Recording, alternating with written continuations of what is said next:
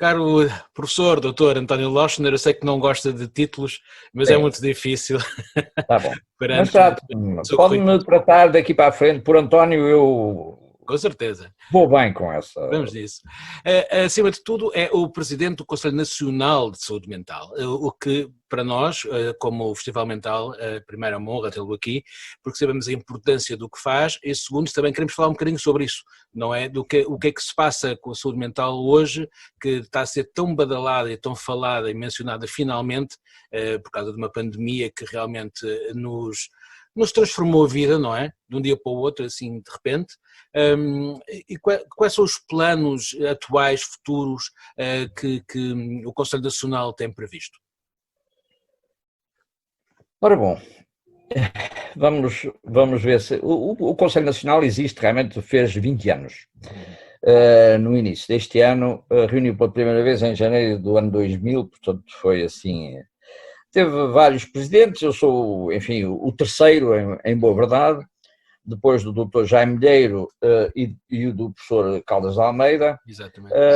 Eu sou há 10 anos, enfim, presidente, por confiança dos sucessivos ministros e que eu naturalmente muito agradeço.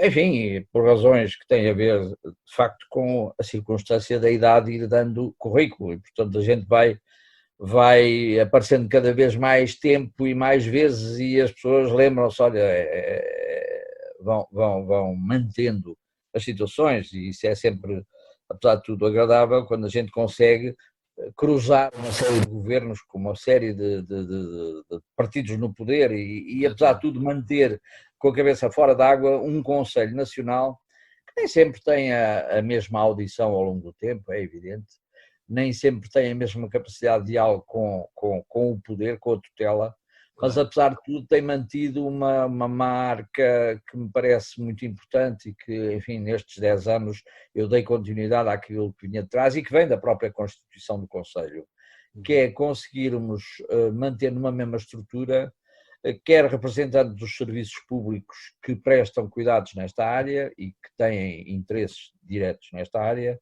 quer de serviços do setor social, quer organizações profissionais, as ordens profissionais, naturalmente, IPSS ligadas ao desempenho na área da saúde mental e também as sociedades científicas e associações de doentes e de familiares. Portanto, são 40 membros que representam este leque muito diversificado e que têm tido um excelente grau de participação.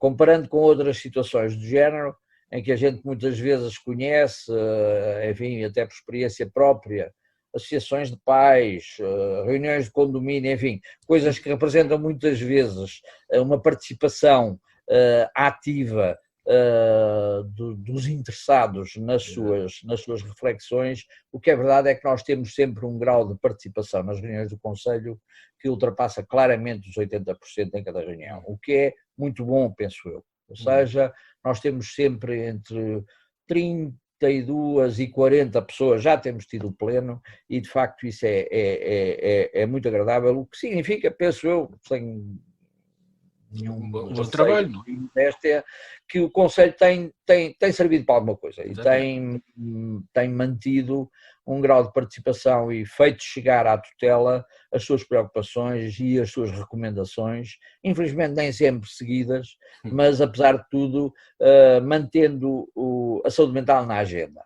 Exato. Enfim, todos nós temos consciência que a saúde mental não é propriamente a área da saúde entendida como o tal bem-estar físico, psíquico e social, bem-estar antes de mais, que desperta mais a atenção até da população em geral, embora seja se calhar das áreas em que as pessoas, mesmo sem se darem conta, são mais afetadas. Claro. Ou seja, todos nós, no nosso dia-a-dia, temos momentos de alegria, de tristeza, a maioria das vezes passageiras, naturalmente, a esmagadora maioria das vezes sem que se transformem numa forma de doença, no sentido de sofrimento intenso, mas o que é verdade é que somos muito afetados pelo dia-a-dia, seja pelas pandemias, seja pelas nossas doenças físicas, seja pelo sofrimento dos nossos mais próximos, entes, enfim, parentes, amigos, etc., seja até pela própria evolução da situação económica, da situação política, diga-nos diretamente respeito ou não. Ou seja, todos nós somos sensíveis ao evoluir da conjuntura, do contexto. E todos nós somos intérpretes de algo que para nós, que somos profissionais da saúde mental e que nos dedicamos a esta área, somos muito ciosos de chamar a atenção. É que mais importante do que encontrar relações causa e efeito entre os fatores que vão mudando e o impacto que esses fatores têm no tal nível de bem-estar, interessa-nos saber o que é que da conjuntura, o que é que daquilo que nos envolve, incluindo a nossa própria estrutura biológica, tem impacto na percepção subjetiva do bem-estar. E é disso que se fala quando se fala de determinantes. É evidente que tem sido dito, e felizmente também as pessoas começam a ter cada vez mais consciência, que se calhar mais do que o vírus propriamente, o SARS-CoV-2, mais preocupante será o impacto que esta pandemia vai ter do ponto de vista da qualidade de vida das pessoas. O stress pós-traumático começa agora a ser falado, não é? Pois, naturalmente que sim, e que isso também será importante, mas se repararmos bem, quando se vê a evolução previsível do desemprego, a evolução previsível da perda de rendimentos das famílias e o impacto que isso vai ter até na capacidade que as pessoas têm de encontrar estratégias que lhes permitam lidar, acho que é muito importante. E acho também que é muito importante salientar um aspecto que às vezes também passa, como se tem visto, despercebido. É que a visão de saúde pública destas questões, olhando mais para o sofrimento da comunidade, menos de uma forma muito focalizada nos indivíduos, em que a doença é o que é mais saliente e é aquilo que precisa de respostas mais diretas, a saúde mental vista, a saúde mental pública, como também se designa, é algo que nos deve cada vez mais olhar. E realmente o impacto da pandemia tem levado até a tutela a olhar para isto com olhos um bocadinho mais abertos, não é? Mais abertos, exatamente. E, portanto, e acho que também atrás da tutela vêm muitas vezes os tais órgãos de comunicação que nem sempre olham para aquilo que é mais importante nas questões e se focam em aspectos de detalhe, como se costuma dizer, perante uma fotografia olha-se mais para a borbulha do que propriamente para a fisionomia em geral. E continuamos a massacrar as pessoas com aquelas imagens de cabeça baixa e com números, com R's e mais não sei o quê, quando de facto o essencial está à volta, está no conjunto e está na dita resiliência que só é possível, e esta é uma questão que me parece que tem muita importância quando se faz uma análise, vá lá, mais específica de porque é que em Portugal as coisas que tiveram o impacto que tiveram diferente de, por exemplo, de Itália e de Espanha. Exato. E de França, de alguma maneira. Sim. E porque é que agora as pessoas se dão conta que está a ser mais difícil o chamado desconfinamento do que propriamente foi o confinamento. Não deixa de ser interessante isto. Também havia uma parte de novidade, não é? E os portugueses gostam de novidades e de alterações. Tem sido chamada a atenção que teve um papel importante o medo.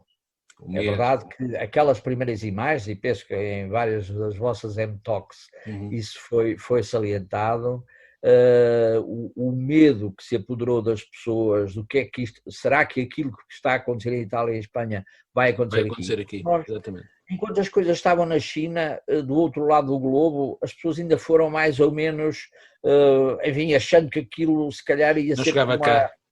Exato, a SARS, como a gripe aves, etc., que, enfim, acabaram por ter uma passagem menos violenta. Esta é, de facto, do ponto de vista quantitativo, violenta, mas acho que esta pode vir a ter um impacto muito importante na mudança da forma como as pessoas olham até para os problemas da saúde. É a minha esperança, se quer que lhe diga, com algum otimismo. E também das alterações climatéricas, não é? Ou climáticas. Sim, é evidente. E este calor que agora chegou veio trazer ainda mais à superfície alguns impactos.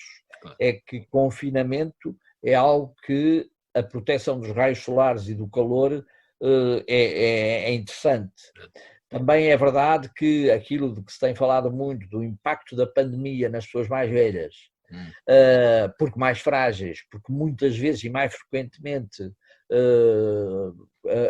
aparecendo... Já sofrem de outras patologias, não é? Natural, com a idade, não é? Claro. Tudo isto mais o calor são uma mistura muito complicada. Não é? Pronto. O desconfinamento teve aquele impacto que as pessoas já têm chamado a atenção, da explosão, da libertação, e que levou se calhar a alguns exageros, excessos. É bom a gente não se esquecer que, segundo dizem os que estudam, a gente da saúde pública, que tem estudado mais isto, que na origem do problema em Itália e em Espanha teve, por exemplo, impacto um determinado tipo, um conjunto de desafios desportivos, de futebol, das comemorações, quer em Itália, em Bérgamo, quer depois em Valência, enfim, que foi numa altura muito crítica. Exatamente. Em que as pessoas realmente tiveram este tipo de explosão. E isso levou, naturalmente, às preocupações e às chamadas de atenção que, designadamente, o Ministério da Saúde fez, a Direção-Geral da Saúde, relativamente ao risco das comemorações dos campeonatos e das taças, etc. E mesmo o Presidente da Câmara do Porto avisou toda a gente várias vezes para não... Exatamente. Exatamente. Portanto, e as pessoas mesmo assim foram para a festa. Mesmo assim, enfim, como mesmo assim no Algarve, como mesmo assim os holandeses que vieram para Portugal... os jovens imortais, não é? Se apanharem longe dos seus mecanismos de controle externo. Exato. Mais ligados à família. Aliás, uma coisa uma das entrevistas que foi feita e que é bom exemplo, quando perguntaram a um dos jovens holandeses se ele não estava preocupado depois de regressar à Holanda, depois se fosse portador, a resposta dele penso eu, elucidativa. A gente só é jovem uma vez. E, portanto, temos que aproveitar a oportunidade. E aquilo que habitualmente se dizia, que chamava a atenção, se não pensares em ti que o risco é baixo, pensa pelo menos nos teus pais. Exatamente. E nos teus avós. Não é suficiente em muitas circunstâncias para levar as pessoas a limitar os seus excessos.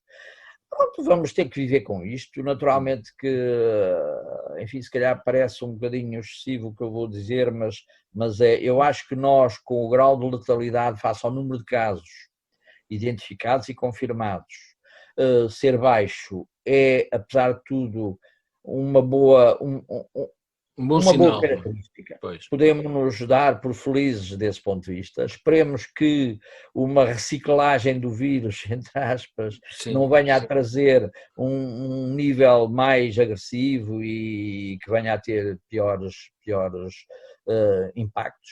Esperemos que não.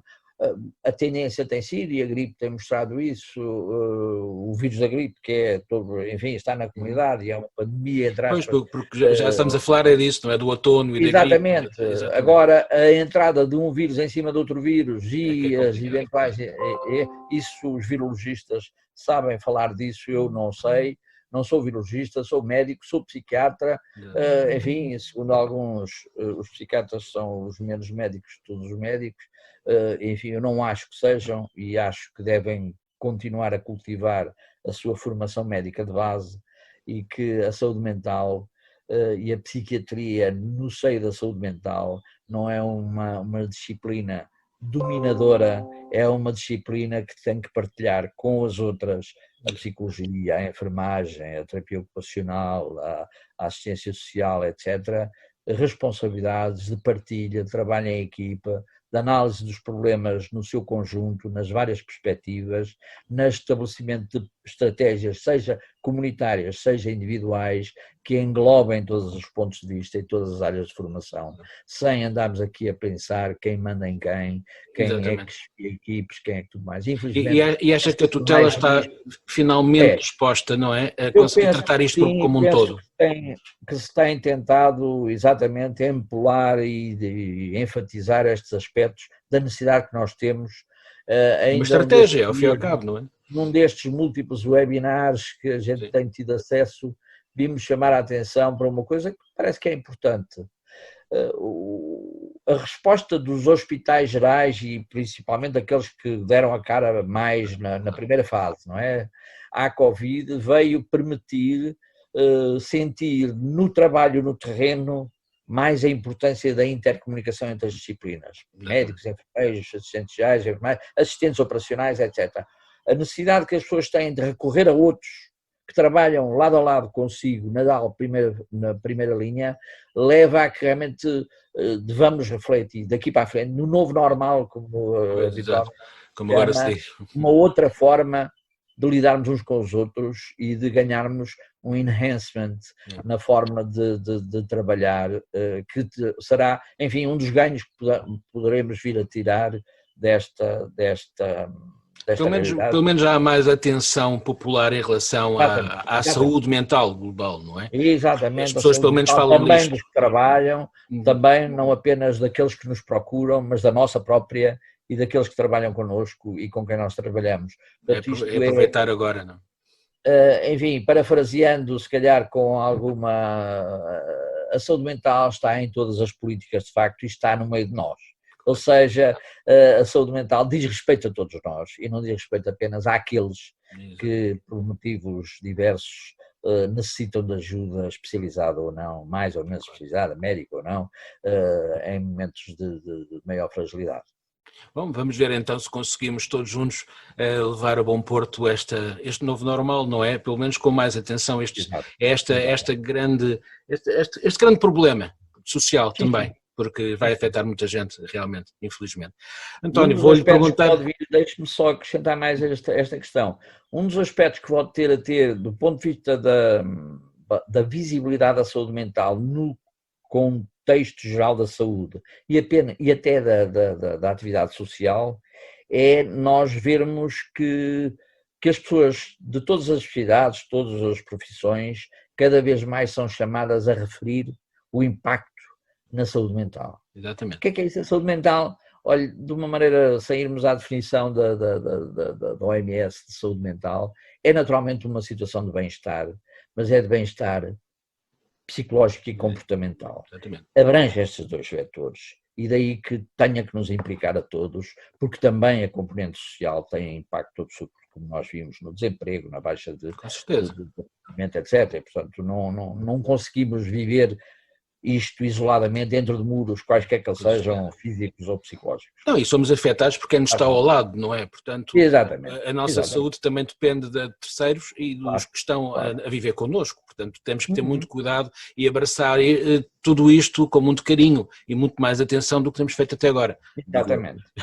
António, agora vamos assim... Realmente, não é? Porque é outra das coisas que se tem visto nesta crise, é, por exemplo, a forma como se fala dos mais velhos. Pronto, eu costumo dizer que isto dos mais velhos é uma expressão bem mais feliz do que idosos. Idoso faz parecer que a idade é uma doença, mas não é. A idade é um posto, não é? O desenvolvimento é algo a que todas as pessoas aspiram a envelhecer o mais possível, mantendo naturalmente as suas capacidades. Não é nenhum defeito que as pessoas fujam. E realmente quer chamar a atenção que são os mais velhos que morrem mais, é verdade. Como aliás na população em geral, se a gente olhar para a curva da mortalidade, a maioria das pessoas que morrem tem 65 ou mais anos, portanto não é nada que seja assim tão diferente da população geral. Agora é verdade que são mais frágeis e portanto mais suscetíveis, sem dúvida. E depois dentro dos mais velhos tem sido enfatizada uma questão que para mim é muito cara, que é a situação das estruturas residenciais para pessoas mais velhas, os chamados lares. Que espero eu muito sinceramente, que venham, esta tomada de consciência venha a permitir e venha a acarretar uma necessidade de uma reponderação do que é que são verdadeiramente estas estruturas residenciais e para que é que, por um lado, as estruturas que as concebem, como é que as montam e, por outro lado, que utilização fazem dessas estruturas as próprias famílias. Não podem ser depósitos, não é? Como têm sido. Exato, é rigorosamente. 95% não podem ser depósitos infantários, como não podem ser depósitos das escolas. As pessoas largam ali, acho que somos largados desde a primeira infância até à última, não é? Há pessoas, enfim, nós vimos que uma das primeiras medidas em relação aos lares foi proibir visitas. Pois. Aparentemente foi uma medida muito sensata, porque de facto diminuiu-se o risco de ser portador de vírus para o interior dos lares. O problema é que depois implodiu. Ou seja, o que se verificou é que foram de dentro dos lares que começaram a surgir mais problemas. Porquê? Exatamente porque faltou uma peça. Esqueceu-se que muitos dos profissionais vão e vêm todos os dias e o que falharam foram as medidas, se calhar, de proteção tão eficientes como isso. Também é verdade que na fase inicial as medidas de proteção eram muito escassas. Sim. Havia poucas máscaras, havia poucos ventiladores, tudo isso, havia pouco material. De lavagem de mão, etc. E, portanto, de facto, só, enfim, há 2 meses para cá, se quisermos, assim muito rápido, muito aproximadamente se diz, é que podemos dizer que há condições para garantir o máximo dos cidadãos. Apesar disso, tem havido inclusive, um ventilador português teve neste momento autorização para ser fabricado, o que é muito bom, não é? Portanto, é bom, mas também é verdade que se calhar o que se veio a demonstrar é que uma das explicações possíveis para aquilo que se passou em Itália e em Espanha foi o recurso, porventura prematuro demais, a situações de ventilação e de unidades de cuidados intensivos, coisa que felizmente em Portugal não se fez, também porque havia poucas. Pois. E também, se calhar, por isso a letalidade não tem os níveis que tem de outros países. Bom, vamos ver se nos conseguimos manter pelo menos com estes... vamos ver se apesar deste retrocesso que aparenta o desconfinamento, que nós conseguimos manter níveis de eficiência e de efetividade do sistema. E também todos os profissionais aprendem dia a dia mais qualquer coisa sobre esta grande luta, não é? Enfim, porque é uma batalha que vai durar muito tempo. Que nós todos, como comunidade, como país, o Ministério, as estruturas do setor social, do setor privado, possam de facto ganhar uma outra capacidade de resposta que nos prive daquelas coisas a que temos assistido noutros países, apesar de tudo, países olhados muitas vezes pelas pessoas como o máximo do desenvolvimento para os Estados Unidos, não é? Em que se percebe bem, e que também é bom, há lições que eu espero bem que o povo português também seja bem chamado a atenção para isto. A diferença que há entre haver ou não haver um Serviço Nacional de Saúde que garanta a base da resposta e o acesso universal. Porque não for isso, e nós tínhamos que calhar o panorama que estamos a ver noutros colossos. E que noutros sítios não vemos, pura e simplesmente porque os diagnósticos não são feitos, porque os testes não são aplicados. Exatamente.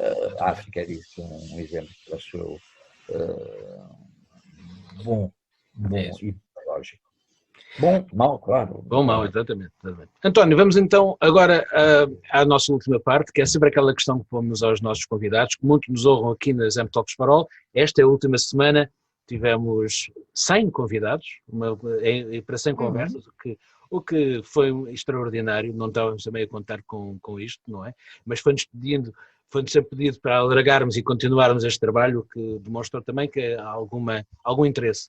E o interesse passa muito também pela cultura, não é? Porque o Festival Mental está sempre associado à cultura. E então acabamos sempre estas conversas com o que é que desse lado se está a ouvir, a ler e a ver. Ora bem, eu tenho... É uma pergunta... Eu fui apanhado pela pandemia ainda numa fase de adaptação a uma nova realidade. Eu formei-me com 70 anos em agosto passado, e, portanto, estava a adaptar-me a uma nova realidade. Deixei de ter obrigações profissionais, a minha única obrigação é mesmo esta do Conselho Nacional, portanto, é obrigação e é profissão pro bono, não ser abordado por isso, é bom que fique claro, e, portanto, estava a permitir-me uma reinserção na vida social. É evidente que, sendo avô, houve logo uma competência que eu tive que desenvolver por solicitação e até porque me dá muito prazer e penso que aos meus filhos e aos meus netos também, ter maiores responsabilidades do ponto de vista da logística, leva à escola, busca da escola, etc, etc. Isto parecendo que não ocupa bastante o dia. É um emprego. Esta função estava a ser tranquilamente, estava a ter uma imersão nesta nova realidade, neste novo normal, quando fui apanhado por esta situação. Desde logo isso introduziu uma pressão maior. Porquê? Porque exatamente como já falámos há bocadinho, a tutela começou a olhar para estes aspectos da saúde mental com mais atenção e, portanto, foi solicitando quer ao Conselho Nacional, quer à direção do programa, quer ao diretor, o professor Miguel Xavier, que sei que também já foi nosso convidado, já esteve aqui. Sim. Exatamente, e também aos coordenadores regionais, etc. E tivemos uma fase em que tínhamos diariamente um briefing com a Sra. Ministra, em que fazíamos um ponto de situação, e isto foi naturalmente muito exigente. Claro. Como exigente foi a necessidade de desenhar e de elaborar uma diretiva que a Direção-Geral da Saúde divulgou poucas semanas depois de estar em curso esta fase, com impacto na preparação das respostas na área da saúde mental, quer estimulando as respostas, por exemplo, de iniciativas locais, de iniciativas profissionais, em que a Ordem dos Psicólogos teve um papel muito importante, mas também as autarquias. Isto, deixa-me fazer aqui um parênteses, eu espero bem que outro dos ensinamentos importantes que desta pandemia venha a resultar é, de uma vez por todas, perdermos a ideia de que uma coisa é o SNS de cabeça central e outra coisa são as autarquias, e andarmos a disputar, sim senhor, a gente fica com funções que nos transferem recursos. A proximidade é decisiva em boa qualidade de prestação de cuidados de saúde. E é decisiva naquilo que é um dos aspectos, se calhar, que também veio à tona mais deficitário nesta área, que é a questão da abordagem da saúde pública. Exatamente. E eu não posso, eu sei que estou a desviar um bocadinho a pergunta que me colocou, mas porque é uma das preocupações que eu tenho tido e tenho levado as leituras muito para este lado. E isso explica também outra coisa que depois falarei. É que a saúde pública tem sido, de facto, nós na saúde mental costumamos dizer que a saúde mental é o parente pobre da saúde. Eu não sei se a saúde pública não é mais pobre que nós. E se, por exemplo, a nível das carreiras médicas, e agora falando apenas dos médicos, mas não só, porque a saúde pública não é só médica, há enfermeiros que têm um papel fundamental, mas também há os engenheiros sanitários, há os profissionais, outros técnicos que trabalham em muitas áreas da saúde pública, tem sido realmente muito subalternizada em termos do desenvolvimento, e isto leva, por exemplo, a uma constatação que, se calhar, a saúde pública, quando se olha para as pessoas que são protagonistas, vê-se que há, se calhar, um gap geracional que era importante tentar suprir, e isto vai passar por olharmos para a saúde pública com outra perspectiva e não apenas com mais uns que andam para lá, que atualmente, se calhar, às vezes nem sabem bem onde é que são colocados e de quem dependem, e isto é um dos aspectos em que nós, saúde mental, temos também, porque temos que nos preocupar com a saúde mental de todos que trabalham nesta área, devemos prestar atenção. Mas voltando àquilo que...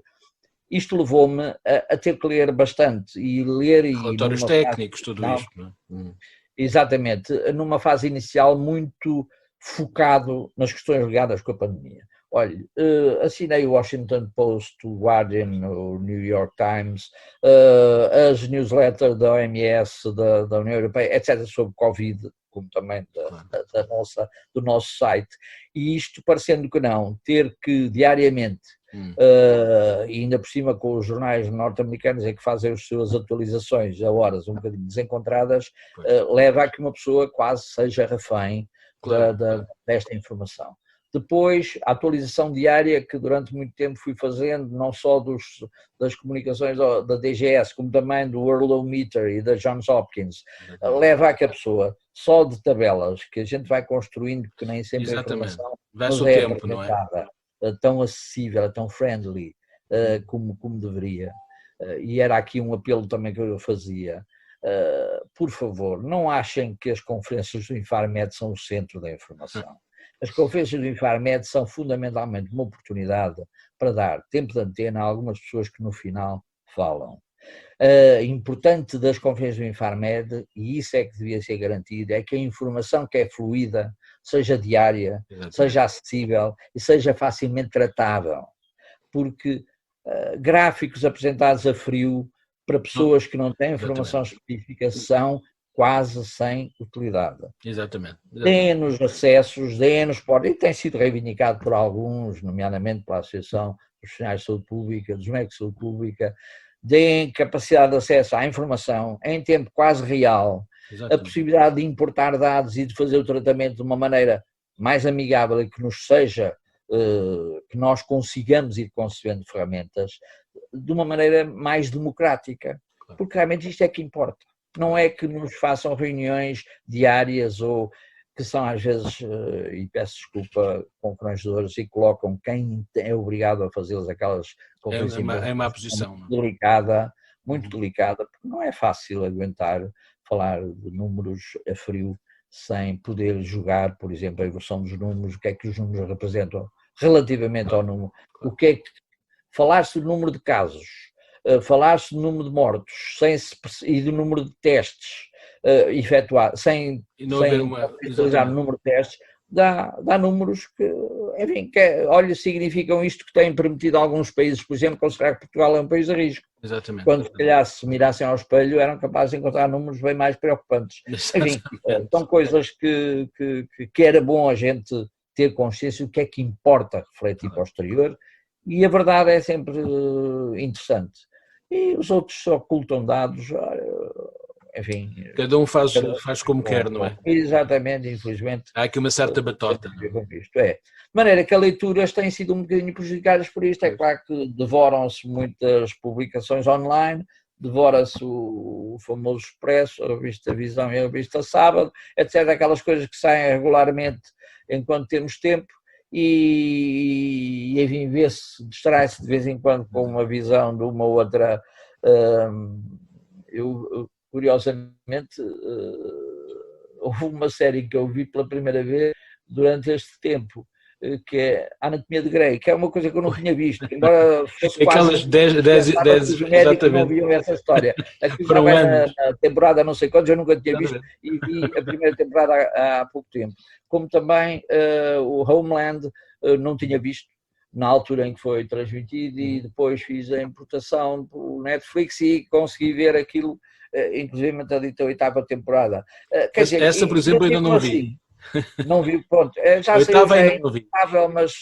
Eu gostei muito da primeira, até achei que devia acabar ali. Fazia todo o sentido. Depois é um bocadinho de chover no molhado, estou de acordo, mas realmente também, digo-lhe uma coisa, acho que nos dá uma perspectiva do impacto também que a saúde mental e a Homeland aborda a questão da doença mental de uma maneira muito particular, e do impacto que tudo isso tem no dia-a-dia e até nas altas conspirações internacionais, enfim, como a gente tem visto e como quando ouvimos algumas conferências de alguns dirigentes mundiais, percebemos como a saúde mental está em todas as políticas, e todos os políticos deviam olhar para si e para a sua saúde mental também. Exatamente. De que maneira? Então, quando não tem crítica é mau sinal. Exatamente. E a música? Consegue ouvir alguma coisa no meio disto tudo? Sim, a música, enfim, a música faz parte um bocadinho do fundo, não é? Está sempre presente, não é? Está sempre presente, sempre que se pode. Por acaso, neste momento, até estou a atravessar uma fase com alguma dificuldade. Um dos momentos em que eu ouvia mais música é quando andava de carro, e tenho neste momento um amplificador do carro avariado, de maneira que as minhas viagens passaram a ser silenciosas, o que é uma perda absoluta. Mas a música realmente faz parte, é um fundo, e infelizmente vai havendo. Eu pertenço a uma e desculpe este dado, eu pertenço a uma colheita de 49, que, enfim, tivemos ocasião de, no fim do ano passado, ter um jantar, e temos um grupo de WhatsApp em que todos os dias a gente troca informações, mais participantes, quer músicas, quer imagens de arte, quer notícias, e que vão dando também para ocupar muito e ficar com muito prazer a ouvir música clássica, música, enfim, de gente do nosso tempo, quer portugueses, quer estrangeiros, e isso é uma maneira de preenchermos o dia, que ainda se consegue. Eu felizmente também sou um short sleeper, tenho uns dias muito compridos. Já somos dois. E eu penso que a única coisa que a gente tem que garantir é que isso não tem impacto negativo sobre a nossa saúde mental futura. Vamos ver. Eu vejo pela minha mãe, que também é uma short sleeper, e com os seus 90 ainda está ali. Ora portanto, bem, não, acho que não foi por aí. Ok.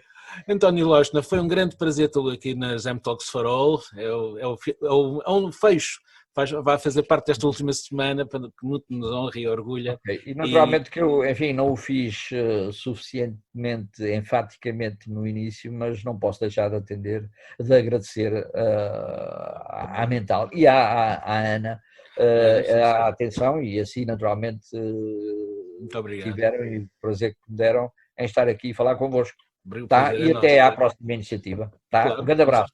grande abraço, muito obrigado.